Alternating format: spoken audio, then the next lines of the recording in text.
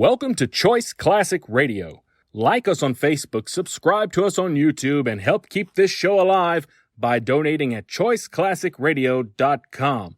For more of your favorite old-time radio shows, join us on our companion podcast, Choice Classic Radio, Mystery, Suspense, Dramas, and Horrors, where we bring to you the most mysterious tales that the golden age of radio had to offer. And now, with 728 episodes made, broadcasting on CBS Radio Network from 1949 to 1962, we bring to you yours truly, Johnny Dollar. From Hollywood, it's time now for Edmund O'Brien as Johnny Dollar. The insurance investigator that's working on the Byron Hayes killing? That's right. Who's this? I got a few things to say about the shooting. I can't say them to the police, but if you level with me, maybe I can say them to you. All right. But I've got to be sure of you, too. Who are you, and how'd you find out about me? One of the papers mentioned that you'd come to New York. I guess you've read about me, too. I'm what they call the chief suspect, object of a widespread search. Roy Corona? That's right. Now, do you want to talk to me? Sure, Roy. Anytime you say. I thought so. I'm going to give the phone to a friend that's with me. He'll tell you where to go and what to do so he can pick you up.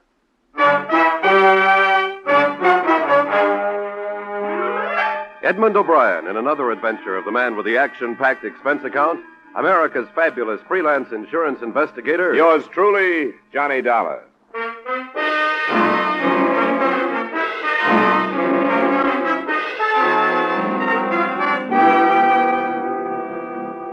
Expense account submitted by Special Investigator Johnny Dollar to Home Office, Corinthian All Risk Insurance Company. The following is an accounting of expenditures during my investigation of the Byron Hayes matter. Expense account item 1, $12, transportation from Hartford to New York. There wasn't much to be done that first day. The police had their theory on who had killed Hayes, and I hadn't had time to form mine. And then that evening, I received a phone call from a man who called himself Roy Corona, the basis of the police theory. 20 minutes later, according to instructions, I was standing on a 7th Avenue street corner holding a copy of Life magazine in front of my face so I'd be recognized.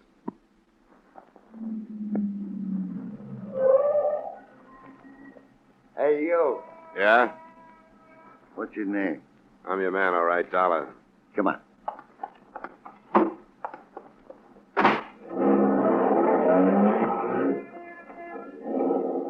How are you, Dollar? All right. You didn't do anything I told you not to on the phone, did you? I told you I wouldn't do anything, didn't I? A lot of people make a lot of promises they don't keep. Maybe so. But I guess all I can do is either trust you or drive fast enough and far enough to shake a tail if I don't trust you. Or you can drop me if you don't want to go through with this. I didn't ask to come, you know. That's right. And I don't think you should have been asked. But it's Roy's neck, not mine. I'll just pretend there's a tail on me so I won't get out of practice.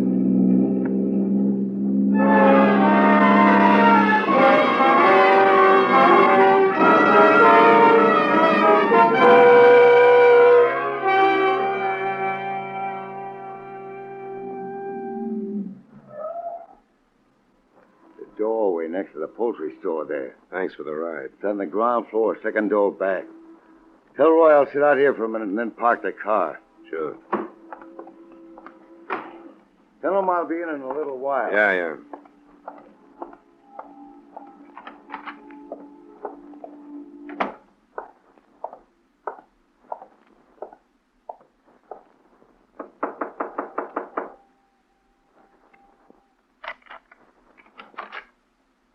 Roy? Yeah. My friend stay outside? Yeah, he said he was going to park the car. I'm not so sure I did the right thing calling you, but I guess I could make things worse by doing it. I guess not, Roy. They want you real bad. Sure they do, because I'm a natural. Once you've been in prison, you're a natural for anything. There's more to it than that, isn't there? According to the papers, yeah, but not really. I didn't kill this Hayes guy. I didn't even know him. The police don't seem to think that's important. They figure that a guy who spends 2 years in a prison comes out to find his girl mixed up with a lot of men is going to get knocked off balance. Yeah, I guess that part of it's true. It did hit me pretty hard, but not hard enough to make me kill anybody. They think it did. Hayes was one of the men you lost your girl to. so they figure you wouldn't have to know him to kill him. That you were waiting outside her apartment when Hayes came out, you blasted him. Sure, they got it all worked out. The only thing wrong with it is that it ain't true. They don't care about that, but I do. If you can prove they're wrong, you got nothing to worry about, have you? My proof that I was someplace else is a couple of ex-convicts like myself. Statements from guys like that are broken down before they even make them. Isn't that right? I guess there could be better alibis. Why did you bring me here, Roy? Try out your alibi on me or to tell me who killed Byron Hayes? I don't know who killed him. But it would help if you believed that the proof I was someplace else would stand up. If you have something else to back it up, let's assume that I do believe it. It's something that police won't find out. Rita was blackmailing Hayes. How do you know that? I heard him. Right after I came out, when I was having a bad time over Rita. I was in the hallway one night, and I saw him go into her apartment. I listened at the door, and I heard him talking about it. That would make it pretty careless, wouldn't it? Oh, it was him that was talking so I could hear. He told her he couldn't afford to pay her anymore, that it had to stop. It wouldn't do you any good to make this up, Roy. I know that. And if she was taking him, she must be taking the others. A cop wouldn't get the truth out of anybody, but you might be able to check it if they'll trust you. All right.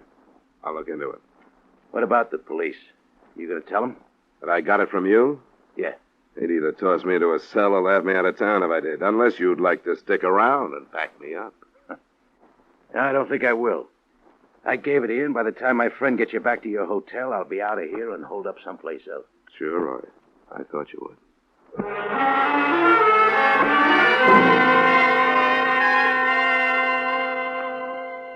The only reason this tip from the number one suspect meant anything to me was that to date, no progress at all had been made. Rita Cobb, outside whose door Hayes had been killed, said she'd known him only casually, that he'd just dropped in. Nobody else could be found who knew about the association, and even the widow, Agnes Hayes, said she had never heard of Rita Cobb. After I was dropped at the hotel, I decided to try out the new lead on the widow first. I've told the police everything I know, Mr. Dollar. I'm afraid it wasn't very much, Mrs. Hayes, and I wondered if there might not be something you didn't tell them because you didn't want to. What do you mean?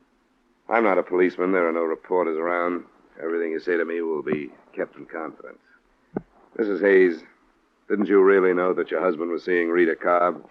If I'd thought he was, do you think I wouldn't have done something about it? You didn't suspect anything? No. Even now, I don't think he was seeing her, as you put it. Do you know why he would have dropped in to see her, as she said he did? No. I knew nothing about it. Oh, please, Mr. Dollar, you must understand that this has been very difficult for me. Yes, of course it has. As far as I'm concerned, my husband always was a man above question. His friends, his business associates, everybody looked up to him. I looked up to him. And now you and the others asked me to believe that he knew this woman. She said as much. No, she was lying. There must be something else she's hiding. She's saying she knew Byron to hide something else. She didn't know him. She's lying. We'll learn the truth, Mrs. Hayes. Someone told me that Rita Cobb was blackmailing your husband. That's not true. That he was heard saying he couldn't pay her anymore. That's not true. Why should he pay her anything? He didn't know her. All right, Mrs. Hayes. I only wanted to tell you what somebody said. It's not true. All right, Mrs. Hayes.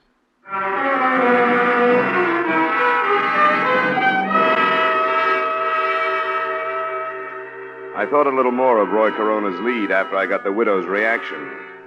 Nobody can deny so vehemently and not be doubted. I wondered how the beautiful blonde in the case would take the bait.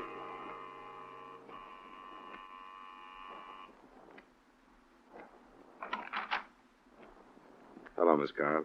Hello. I'd like to talk to you. Why? I told you and the police everything I know. That's what Mrs. Hayes told me just a little while ago. I think I'd better come in. No.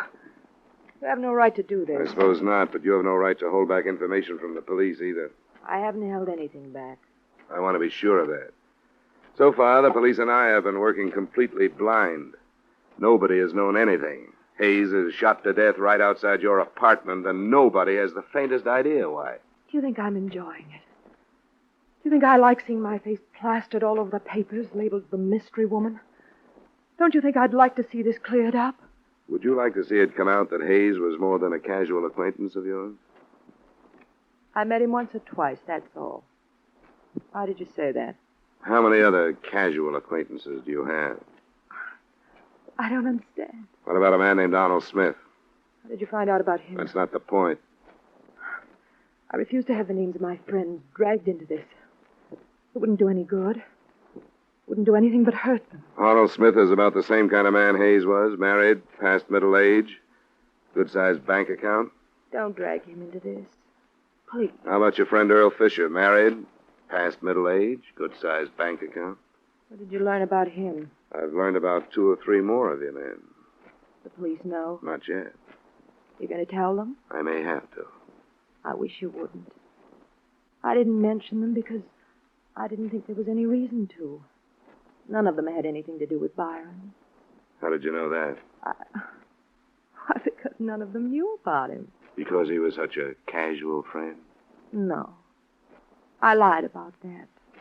But not to hide anything from the police. And why? I don't know. I was afraid to tell about him. I can see why. There are a lot of things that aren't being told about this. But it'll come out if everybody in town has to be dragged into it. Now think that over, Rita, in case you feel like coming clean.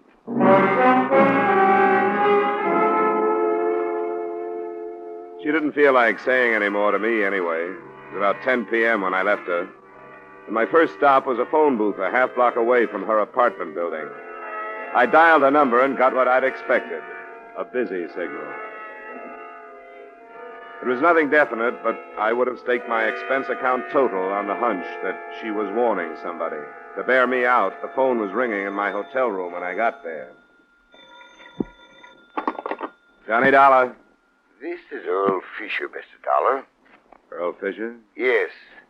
You mentioned my name to Rita Cobb a short time ago. Yeah? I had a feeling I should have talked to someone before this. That's right, you should have. I hope you can understand, however, my feelings. I naturally didn't want my name to enter this publicly. Naturally. I have a great deal to consider. A family, reputation. Yes, I understand, Mr. Fisher. But I feel that I have to talk to you.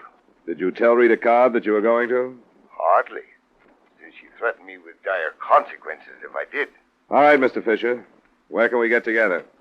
I'd have to know that I could count on your confidence, at least temporarily. I think you can count on that. Could you meet me this evening? Where? Do you know Ricky's Club on Lexington near 80th? I can find it. Then shall I see you there in 30 minutes? The bartender will point me out to you. I'll be there, Mr. Fisher. Thanks for calling.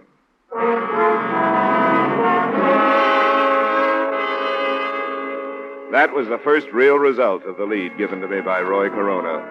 The second was quick to follow. I would have made another bet that a warning by Rita Cobb had decided somebody else to correct the situation in another way. It happened when I left the lobby and called for a cab. Hey!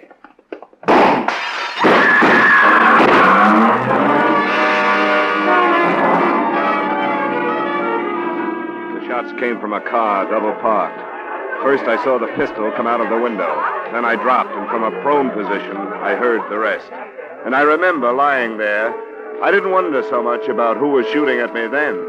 I wondered how many people in the city of Greater New York wanted to see me and my information out of the way.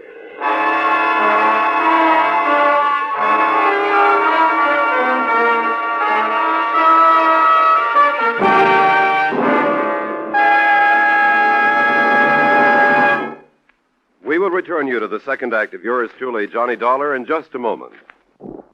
For another great crime-hunting drama, spend a half hour with CBS's Gangbusters every Saturday evening. On Gangbusters, sheriffs, police chiefs, and district attorneys from American cities and towns tell the story of their manhunts. Fine cast of top actors join them to reenact these real dramas of crime-busting in action. Gangbusters is heard every Saturday evening on most of these same CBS stations. Be listening this Saturday, won't you? Now, with our star Edmund O'Brien, we return you to the second act of yours truly, Johnny Dollar.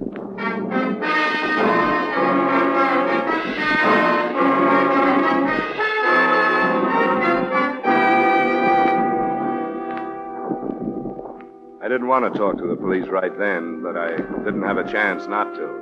A patrolman was on the scene almost before I could get up off the sidewalk.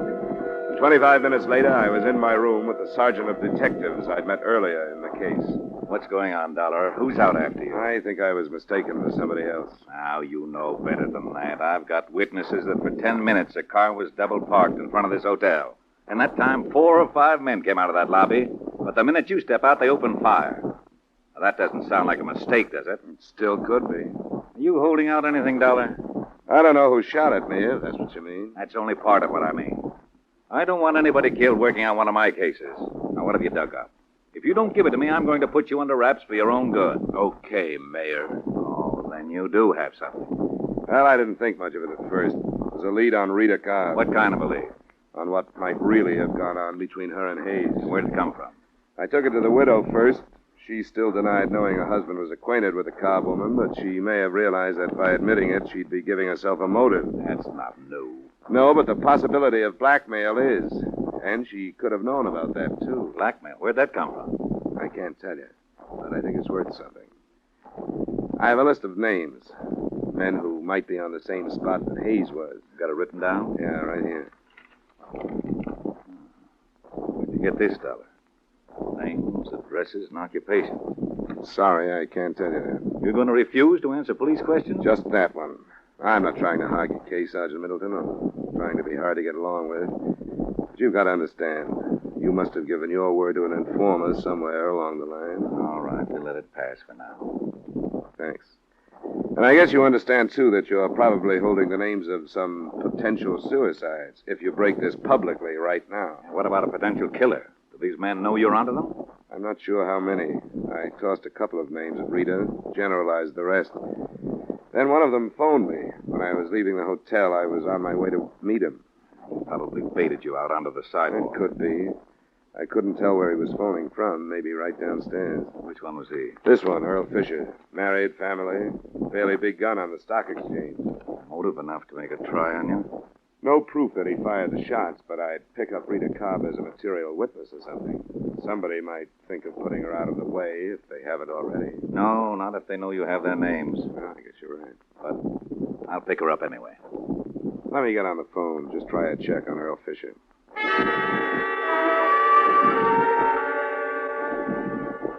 I called the bar where Fisher said he'd meet me. The answer I got didn't do much to alibi him for the attempt on my life. The bartender told me that Fisher not only hadn't been there that night, but that he, the bartender, had never heard of him.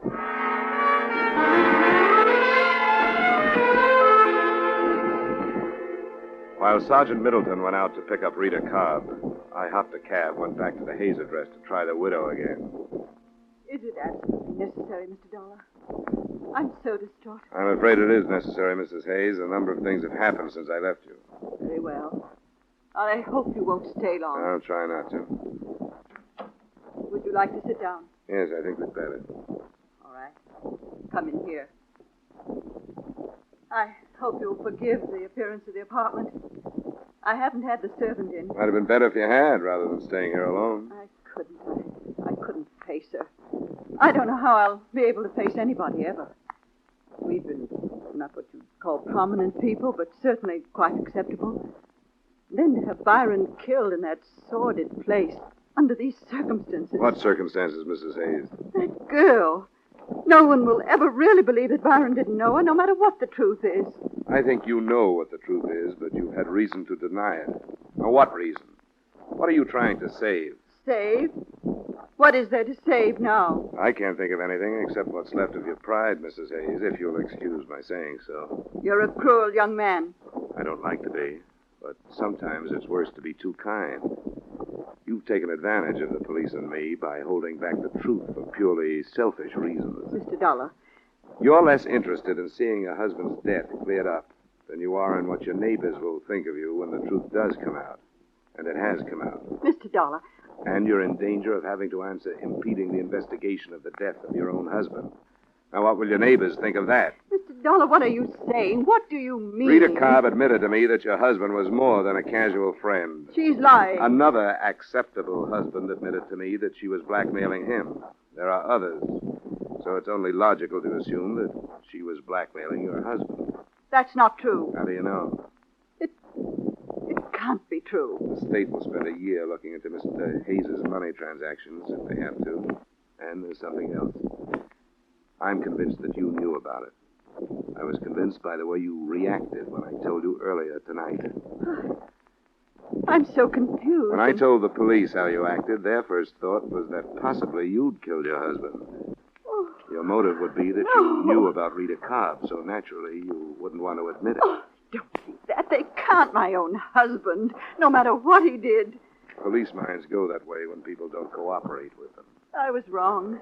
I thought it didn't make any difference. I thought nothing did but Byron's death. You knew about Miss Cobb, didn't you? Miss Cobb. Yes, I knew about her. Why didn't you tell us? Don't know. And you knew about the blackmail. Yes. Oh, I know why I didn't tell you. I've been trying to spare myself, as you said, but for far worse reasons. I'm responsible for Byron's death How, Mrs. Hayes? because I was a righteous wife. It wasn't enough that I found out about her and her blackmail, but I wasn't big enough to forgive him or even think calmly. If I had been, it would have ended. Then there would have been no reason to consent to blackmail. You learned just recently, then. Yes. I made him go to this woman. I made him go and tell her that he was through and that he was going to report her to the police. That's why he was killed. I sent him. And I was afraid to admit my responsibility. He was killed night before last. You must have learned that day. A man came here. He said Byron knew that woman. I didn't believe him. But when I faced Byron, then I knew. This man. Did he give you his name? No. What did he look like? Was he dark? Not quite as tall as I am? Yes. Oh, please go. I've told you. I've told you. Now I want you to go.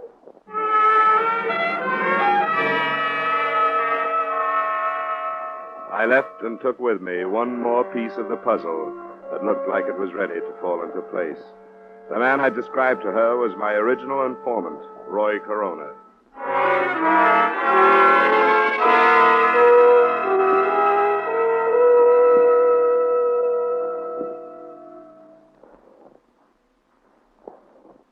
Now, this is serious, Dollar. You shouldn't have met with Roy Corona without telling us about it. I don't think your best squad car could have tailed the guy that drove me, Sergeant. After I met him, he moved someplace else, so it probably doesn't make any difference. Then what do you think his game is? The way I see it, he was in love with Rita Cobb. 2 years in prison, he comes out and finds her involved with these men. He did enough listening at doors to satisfy himself that she was blackmailing Hayes as far as I can go. He's hoping to frame her for it or whether talking. Well, you shouldn't have met him when doors coming up. There. What did you bring me down here for? You're a witness, but it looks like you're in... What's downstairs? Some fast explaining, Rita. And Hayes. I told for you. blackmailing Hayes. I found that out. It wasn't blackmail. I borrowed some money from Byron once in a while. That isn't what Roy Corona told Mrs. Hayes. Oh? I should have known. Well, I don't care what he told her. Go through just what happened the other night again. It's the same as before. Byron left, I heard some shots and ran out. Byron was lying there. You ran right out and didn't see anybody. That's right. You're sure you didn't see anybody? If I had, don't you think I'd say so? You didn't see Roy Corona? I wish I had. But I don't care what you've got on me. I'm not changing my story. I heard the shots, ran out, and Byron was lying there. Have you seen a lawyer? Is there a law against that? Are you sure you didn't run out first, then hear the shots, and then see him lying there? Are you asking me if I killed him? If you didn't, who did? I heard the shots, ran out, and he was lying there. We've figured out a motive for you now. Byron's wife got after him, made him come down and tell you he was going to turn you in. Didn't he say that? Turn me in? For what? Byron and I were good friends. He dropped in. So you prove that's what he said. We've got pretty good proof that you were blackmailing 5 men at least. Oh, I don't think you'll find anybody who'll say that's what it was. Yeah. You had enough, Dollar. Yeah, I've had enough.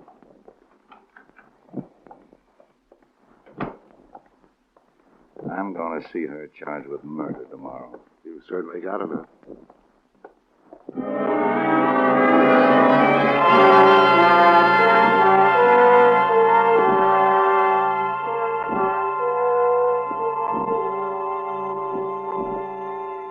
That's the way things stood that night, and until my hotel room phone rang in the morning. Johnny Dollar. Dollar, this is Roy Corona. Yeah, what do you want? I read in the morning paper they're charging Rita with murder. That's right. She didn't do it. I did. What are you talking about? What's the matter with you? Nothing's the matter with me. Only she didn't kill him, I did. I shouldn't have, but when I found out she was seeing him and she wouldn't see me, I went crazy. I saw him come out of her apartment and I killed him. I want you to come and get me. Nobody has to come and get you, Roy. Nobody's interested in you. If you want to make a statement, look up Sergeant Middleton and make one. I can't do it that way. Look, I'm where you first met me. Bring the sergeant and come out after me. Do it fast before I change my mind. Hello? Hello? After working half the night, it bothered Sergeant Middleton even more than it did me. But it was something that we thought we should look into. About 45 minutes later, we were knocking on the door of the dingy room next to the poultry shop.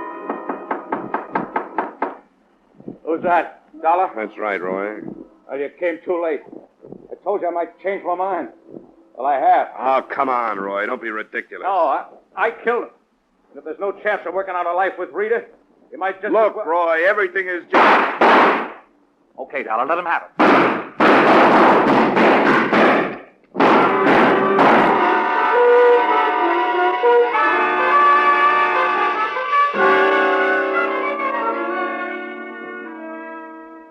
Roy Corona made a good try. As well he might have, since he went to Mrs. Hayes and started the whole thing. But his shots went wild, and the sergeant's mind did too. When we dragged him out, he was still telling the same story. He didn't stop trying to save her until he heard about the confession made by Rita Cobb after I'd left her, about her motive and about the murder gun that turned up in her apartment. Find enclosed his reaction to that. I'm sorry. I started it. I wanted to get her away from these men. I thought I could scare her away from the things she was doing. That's why I went to Hayes' wife. I never thought it'd lead to this. And I'd take the rap for Rita if I could. I wanted to get her to come back to me. Now look.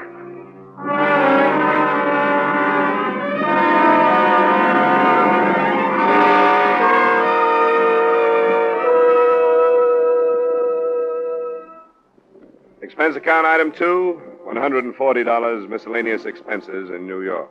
Item 3, same as item 1, transportation back to Hartford. Expense account total, $180.80. Remarks? Earl Fisher, the man suspected of shooting at me, was brought in for questioning. Because there was no proof, he survived that. But I felt sorry for him. I saw his wife, and what lay ahead for him at her hands was obvious. He was a condemned man. Yours truly, Johnny Dollar.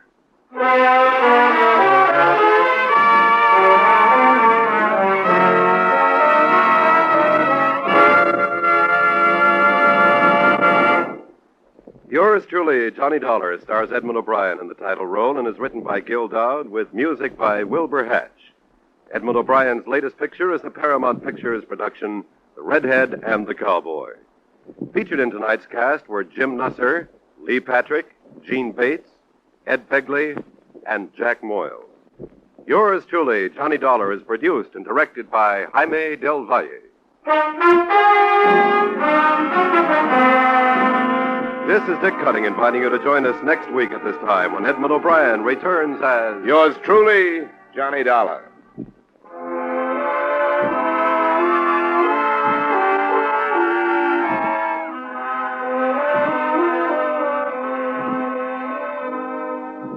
It's faster, it's funnier, it's got new life and a brand new punch because Jan Murray is taken over.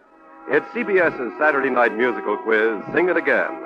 An hour of mirth, melody, and money that's heard on most of these same CBS stations. Yes, Jan Murray is your new host. Alan Dale, Judy Lynn, the Riddlers, and Ray Block are your music makers. And there are still loads and loads of cash for identifying the new Phantom voice. Be sure to hear the new Sing It Again, starring Jan Murray, tonight on CBS. Stay tuned now for Von Monroe's Caravan, which follows immediately on most of these same stations.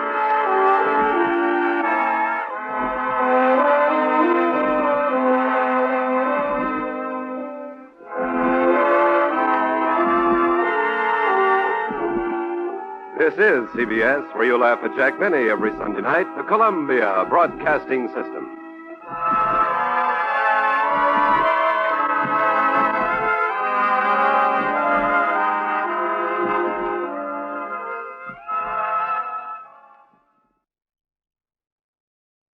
That concludes today's episode. We'd like to thank you and remind you to donate at choiceclassicradio.com. Remember, your donations make episodes like this possible.